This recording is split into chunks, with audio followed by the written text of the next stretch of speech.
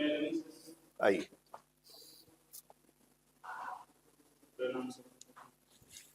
आइए।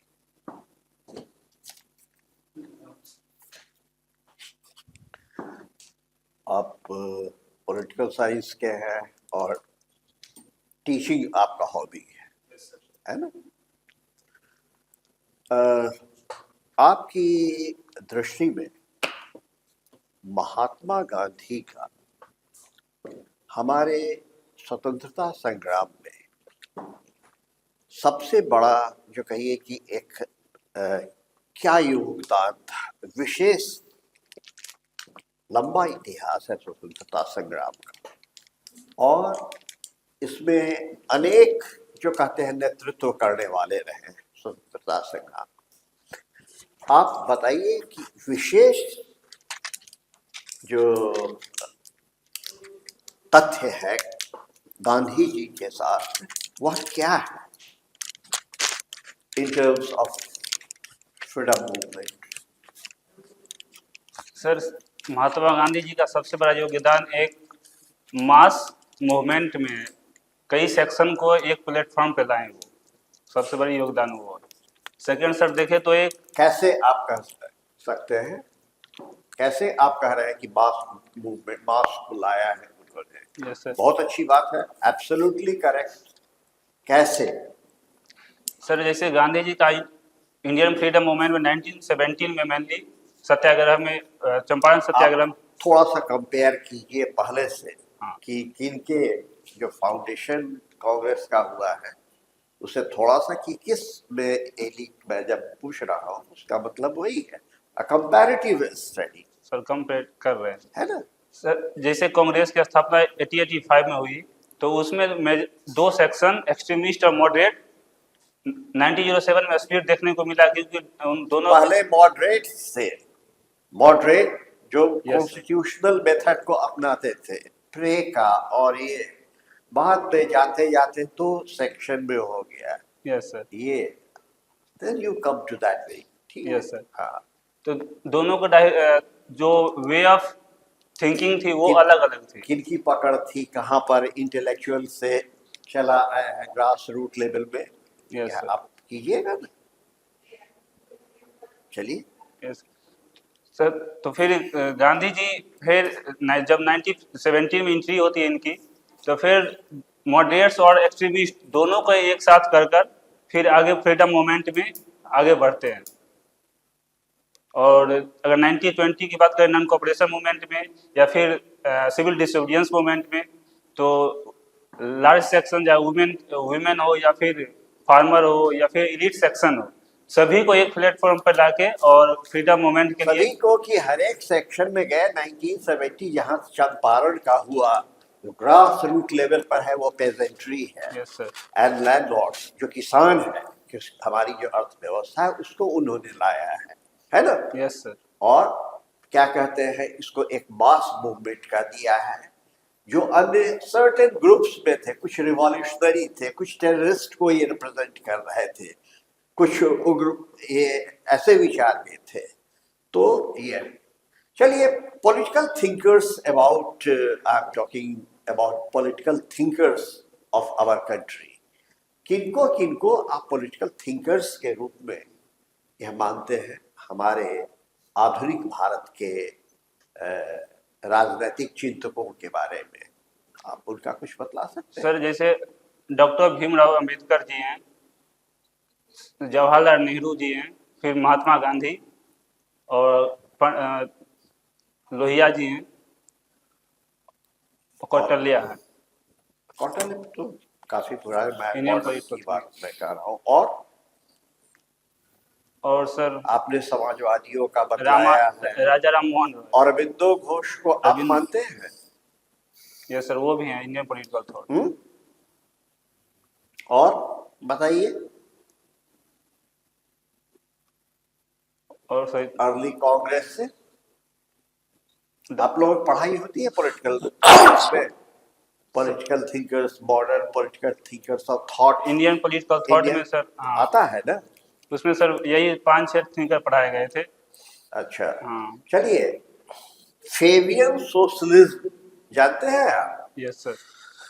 क्या है? Sir Fabian socialism Nehru ji द्वारा लाया गया था भारत में। सर इसमें मेनली 3 आइडियोलॉजी के कॉम्बिनेशन है, जिसमें सोशलिज्म, गांधीयन फिलोसफी और कुछ कुछ मार्क्सिज्म का इसमें लिया गया है। फेबियन इसका सोशलिज्म के कौन प्रतिपादक थे? याद है? कुछ आ रहा है? सॉरी सर, एग्जैक्ट नाम ध्यान में नहीं है, पर ये इंग्लैंड में? हाँ, सॉरी सर, नाम एग्जैक्ट नहीं याद। George Bernard Shaw and others का नाम नहीं सुना है आपने? चलिए ठीक है। नवेंदु, Yes. कैसे हो? ठीक है सर। ठीक है सर, बहुत हल्का नहीं है। Are you comfortable? Yes sir. आपका ऑप्शनल PSIR है, तो आपने एक थिंकर पढ़े होंगे, कार्ल मार्क्स। Yes sir. और कार्ल मार्क्स ने बताया होगा आपको एशियाटिक मोड ऑफ प्रोडक्शन के बारे में। Yes sir.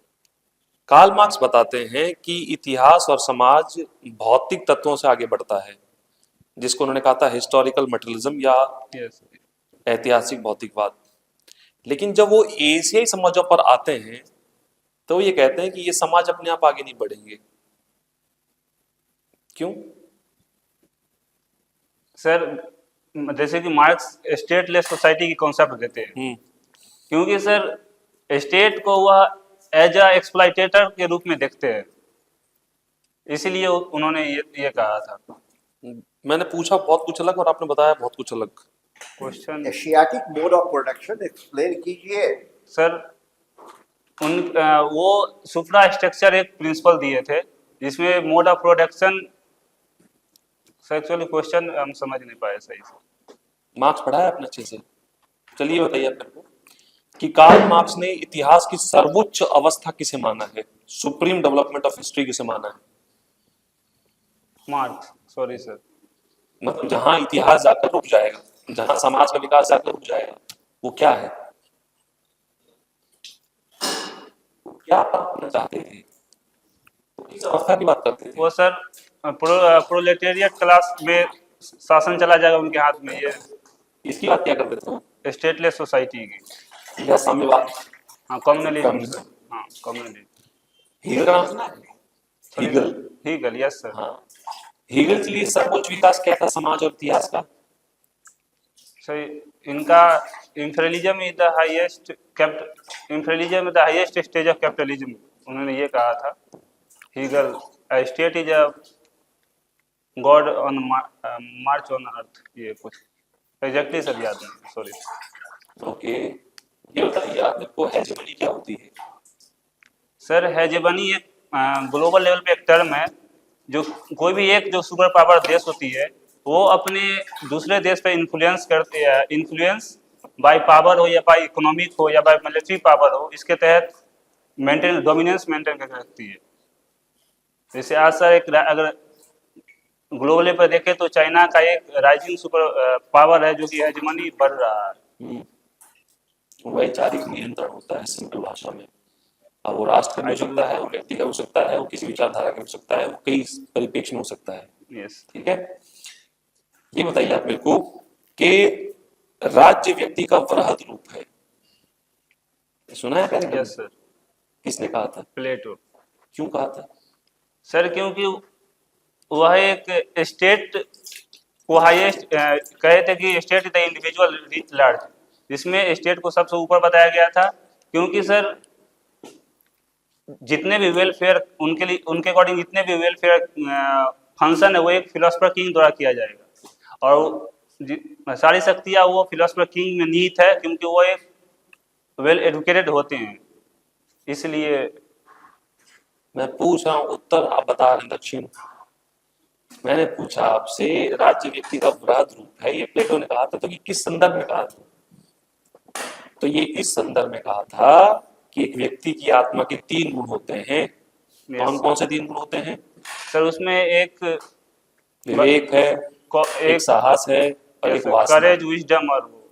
ठीक है। यस। और समाज के 3 वर्ग होते हैं, एक फिलोसफर, शासक है, एक सैनिक है, सैनिक और और एक उत्पादक। Common person. तो ठीक जैसे व्यक्ति के आत्मा के 3 गुण है, वैसे ही समाज के 3 वर्ग हैं। ये हुआ कि नहीं हुआ? और व्यक्ति का वृहद रूप, थ्री मेटल्स कंपेयर तो जो किए। पूछा है उसे बताओ, यस, घुमाओ मत उन्हें। Sorry sir. तब प्रिंस कभी किसकी रचना है? Prince Machiavelli. Leviathan. Leviathan, Thomas Hobbes. Human Condition. Hannah Arendt का विचार किस पर केंद्रित है? टोटलिटेरियन पर, हैं? टोटलिटेरियनिज्म। क्या होता है ये? सर जिसमें मुख्यतः एक शासक के अंदर पूरा पावर कंसंट्रेट करने की बात कही गई थी। वो तो हाउस में भी है। एग्जैक्ट। कॉलेजियम क्या है? कॉलेजियम सर एक ऐसी व्यवस्था है जिसमें सुप्रीम कोर्ट और हाई कोर्ट की जजों की नियुक्ति एक समिति द्वारा की जाती है। समिति है। समिति एक प्रोसेस है सर जिसमें संरचना क्या है उसकी? संरचना सर, अगर सुप्रीम कोर्ट की जजों की नियुक्ति करनी है तो एक चीफ जस्टिस ऑफ इंडिया और 4 सीनियर मोस्ट जज, और हाई कोर्ट की अगर जज की नियुक्ति करनी है तो उसमें एक सीजेआई और +2 जजेस, सीनियर मोस्ट जजेस। ठीक है, थैंक यू सो मच बच्चे। Thank you sir. बच्चा 7 निश्चय पार्ट 3 पढ़े हैं। Yes sir. 7 निश्चय पार्ट 3 में कृषि पे बिहार सरकार ने क्या पॉलिसी फ्रेमवर्क दिया?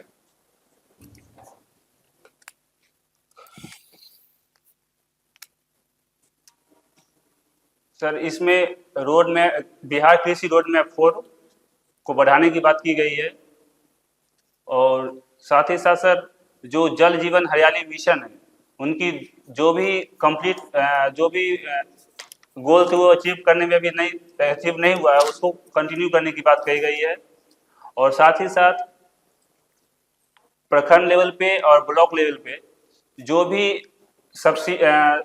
मैकेनाइजेशन, हाल में एक प्रोग्राम लॉन्च हुआ है सर, गन्ना मैकेनाइजेशन योजना, उसको ग्राउंड लेवल पे उसको सही से इम्प्लीमेंट करना, और जो भी किसान है उनको उनकी जो सुविधाएं उनको सुनिश्चित करवाना। आपने मखाना रोड मैप का नाम सुना? यस सर, मखाना बोर्ड। मखाना रोड मैप क्या है?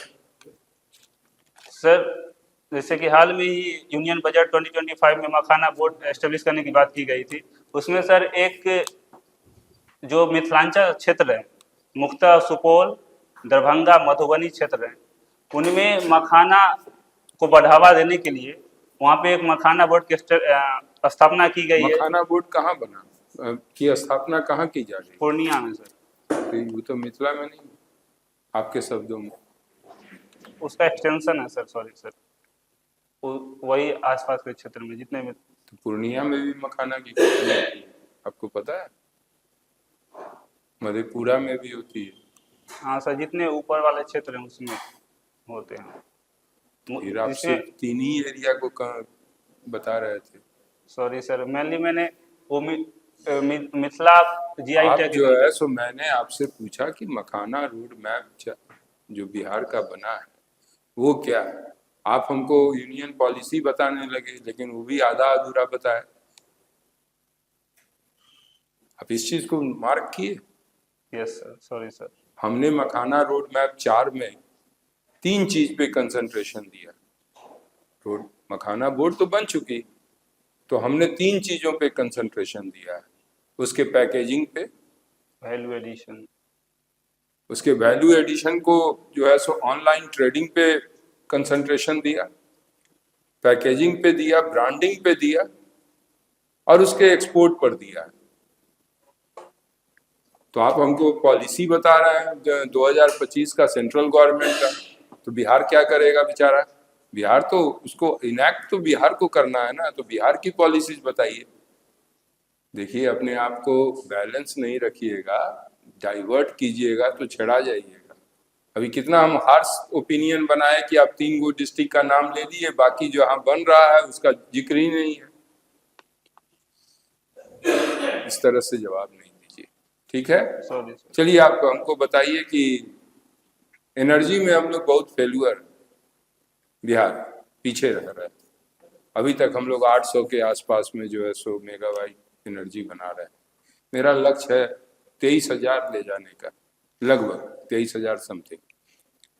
इसको कंप्लीट करने के लिए बिहार गवर्नमेंट ने एनर्जी पॉलिसी में क्या क्या चेंजेस लाया? सर इसके लिए हाल में ही जो बिहार बजट है उसमें Bihar bio ethanol promotion policy लाया है।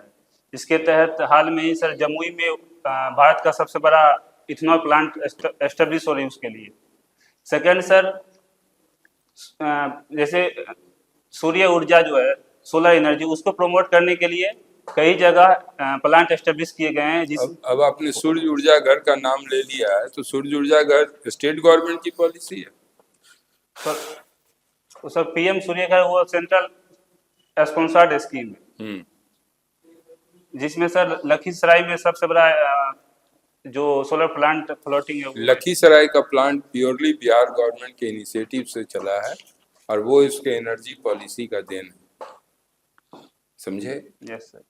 उसमें पीएम सूर्य घर योजना में हर घर में सोलर एनर्जी लगाने का जो है सो ट्रेंड है कि हम लगाएं और सब्सिडी दें लोगों को। लेकिन जो इंडस्ट्री सेटअप कर रहे हैं 100 केवी का, तो वो जो है सो लखीसराय में लगाया गया है, वो बिहार गवर्नमेंट का अपना इनिशिएटिव है। अब बिहार गवर्नमेंट के अफसर बनने जा रहे हो, बिहार की पॉलिसी पे कंसंट्रेट नहीं करोगे तो कैसे बनोगे?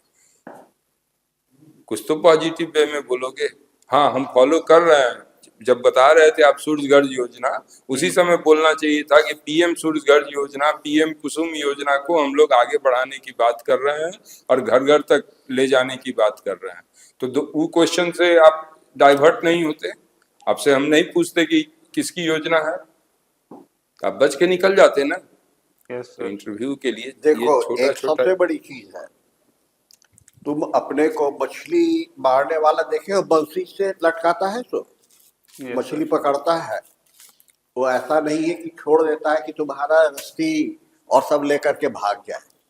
मछली जो पकड़ता है उसको टेंडेंसी होती है फंसाने की अपने में, न कि उसको वो मछली क्या कहते हैं ले जाए। वही तुम्हारी टेंडेंसी होनी चाहिए कि आंसर हम इस तरह से दे कि वह नहीं फंसाए हमको, उसमें से एक नहीं निकाले, ऐसा कुछ कह दे कि उस पर पूछने लगे और हम चित्त हो जाए। बात समझ रहे हैं? Yes sir.